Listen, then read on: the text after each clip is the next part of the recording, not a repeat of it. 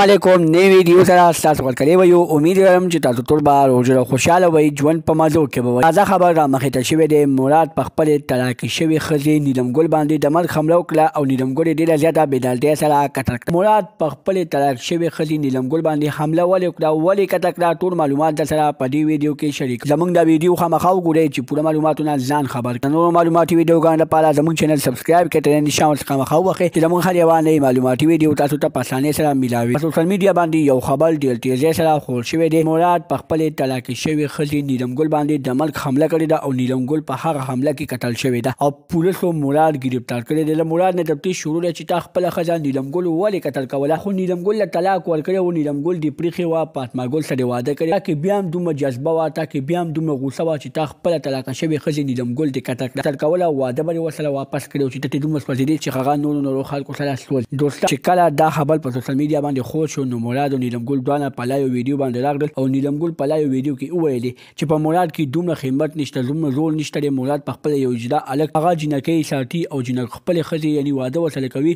او په خپله نه بلکې په نورو خلکو یې چلوي او پیسې پرې ګټي دغه رنګې کار یې ما سره کولو ما ترې نه طلاق واخیستو اوس فاطمه ګل سره دغه رنګې کار کوي او فاطمه ګل ورڅخه کول عام کوي دا خبرې نیلم ګل وکړلې د نورو معلوماتي ویډیوګانو لپاره زموږ چینل سبسکرایب کړئ نشان ورڅخه مخه ووهئ چې زموږ هر یوه نوې معلوماتي ویډیو تاسو ته په اسانۍ سره میلاویږي والسلام